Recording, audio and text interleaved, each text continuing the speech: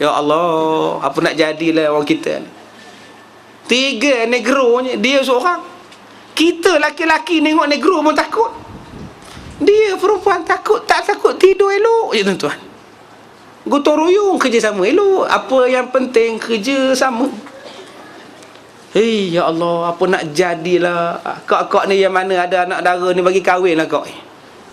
Kita tak tahu apa nak jadi pada bangsa kita, anak kita. Dibuatnya yang bukan-bukan. Jadi yang keduanya ialah untuk memperkasakan umat, dia kena ada ilmu pengetahuan. Bila ada ilmu pengetahuan baru jadi hebat. Yang ketiganya untuk memperkasakan umat, dia mesti mempunyai kepada kita kasih sayang. Bila ada perasaan kasih, bila ada perasaan sayang, barulah datang persaudaraan. Ini tidak. Banyak perkataan biarkan, banyak perkataan lantak.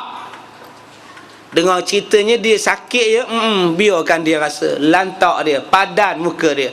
Bila nak jadi hebat masyarakat kita ni? Kita tidak pernah membayangkan bahawa kita ini adalah satu, kita ini adalah bersaudara. Innamal mu'minuna ikhwah. Kita adalah orang beriman yang bersaudara. Tuan-tuan, ditanya kepada Imam Malik. Orang tanya kepada Imam Malik, tuan, orang yang beriman ni boleh jadi kedekut tak? Kata dia, boleh jadi kedekut. Semayang rajin, puasa rajin, kedekut. Tuan, orang yang rajin semayang ni, orang yang beriman ni, boleh jadi dia sombong ke? Jawab dia, boleh jadi sombong. Kemudian ditanya pula, tuan, orang yang beriman ni, dia boleh jadi penipu ke? Jawab tu imam, orang yang beriman takkan jadi penipu. Nampak tak tuan-tuan? Siapa-siapa di kalangan kita yang menipu bukan orang beriman. Orang beriman boleh jadi kedekut. Boleh dia pergi umrah, dia rajin. Tapi sedekah dia kedekut. Pergi umrah tiap-tiap tahun, tapi sedekah dia kedekut. Boleh jadi. Orang yang beriman boleh jadi dia sombong. Dia rasa dia baik, dia ahli surah, dia ahli masjid. Dia bangga dengan orang. Mana orang yang bukan masjid, kalau buat kenduri dia tak nak datang, dia sombong. Tetapi kalau orang yang beriman, dia takkan menipu. Menipu bukan sifat orang beriman. Jadi tuan-tuan, di sini yang saya sebutkan tadi, wasaddaqa bil husna. Cuba tuan-tuan tengok Imam Hanafi. Imam Hanafi pun macam kita juga tuan-tuan, sakit lutut. Sakit lutut, mengajar lama-lama duduk bersila, sakit lutut. Tiba-tiba dia pun menyandar dekat dinding, dilunjurkan kaki, urut lutut dia, urut paha dia, lenguh mengajar. Tiba-tiba datang satu orang pakai jubah lawa, pakai igal yang lawa. Segak dia dengan jambang yang cantik, igal yang cantik, sorban yang cantik, jubah yang lembut.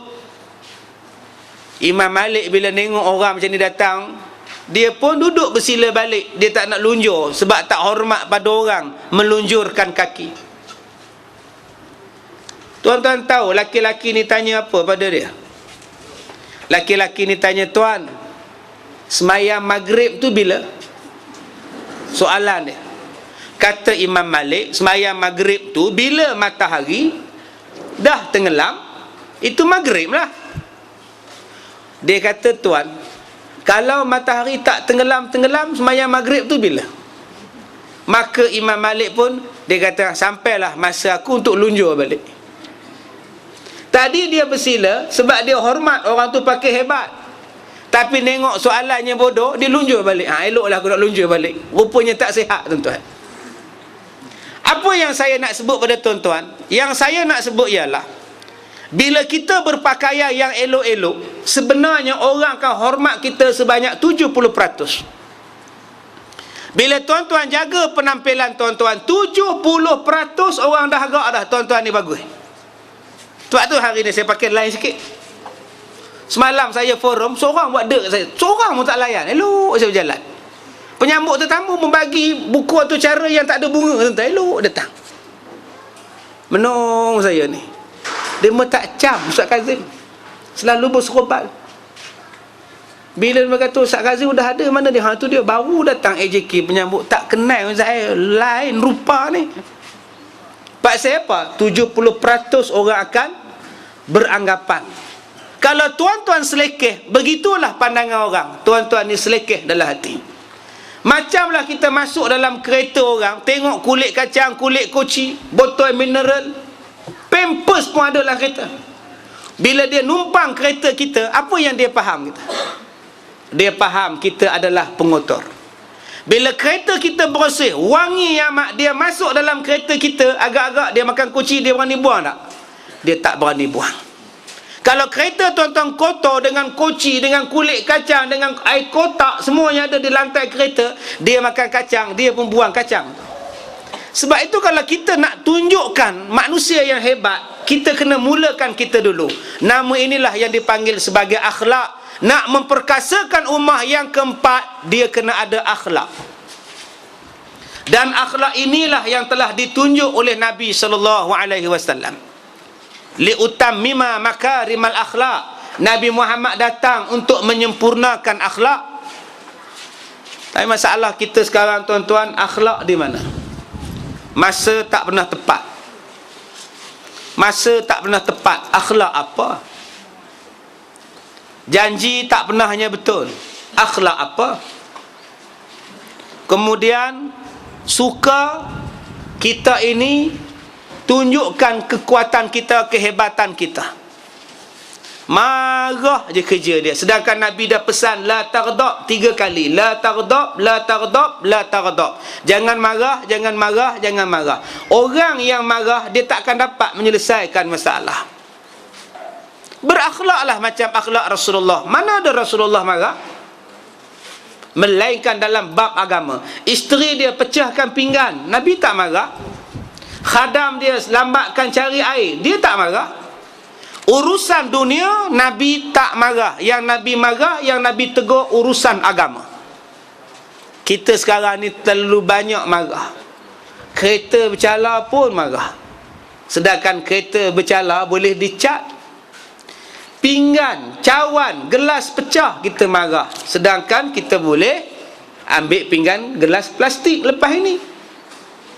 Kasut hilang di surau pun marah. Tak nak datang dah surau sebab kasut hilang. Lain kali kalau tak nak kasut hilang, pergilah surau dengan kaki ayam. Kompom tak hilang kasut. Apa yang susah je, tuan-tuan? Tak ada susah. Jangan marah. Akhlak Nabi jangan marah. Tuan-tuan tahu tak kucing tu? Kucing di rumah tuan-tuan, kadang-kadang yang jadi mangsa ialah kucing. Bos bergaduh dengan isteri, datang ke pejabat, kerani belum siap surat. Bos tanya kerani, surat mana? Belum siap tuan. Kenapa tak siap? Gaji buta, malas. Bos marah kerani. Kamu siapkan surat ni, hantar pada dia cepat. Ketua unit. Kerani pun bengar ya, tak surat, hantar. Dia lemparnya atas meja ketua unit. Apa lempar-lempar ni? Tak ada beradab ke? Diamlah. Bising pula. Ketua unit pula marah. Oi, sombong betul, belagak pula. Dia pun baca surat. Oh, arahan daripada bos pada budak di bawah. Dia pun panggil pekerja dia ni. Arahan bos, suruh kamu buat sana. Encik, saya nak cuti, cik. Cuti bola otak kamu. Nampak tuan-tuan? Bos marah kerani. Kerani marah ketua unit. Ketua unit marah budak bawah dia. Tak ada cuti, terus kerjakan siap. Dah kena marah pula. Yang budak tadi pun balik ke rumah pun marah juga. Balik-balik dia hempahnya helmet tu. Tak guna punya. Orang nak cuti tak dapat. Anak kecil datang. Ayah, diamlah. Ayah belah otak kamu. Anak yang kena marah. Anak pergi teriak dalam bilik. Ayah marah. Kucing datang tumpuk miau, duk serendek dekat kaki anak tu. Kucing tu kena sepak pi sana. Orang kena marah, mari pula. Tak pasal-pasal kucing tu kena. Daripada bos yang jadi pemarah, yang jadi mangsa apa? Kucing jadi mangsa. Tak pasal kena pusing, kena sepak 4 kali kucing tu. Cubalah tuan-tuan jangan marah. Jangan marah. Bila balik rumah, isteri tak bancuh air, apa susah? Bancuh sendiri.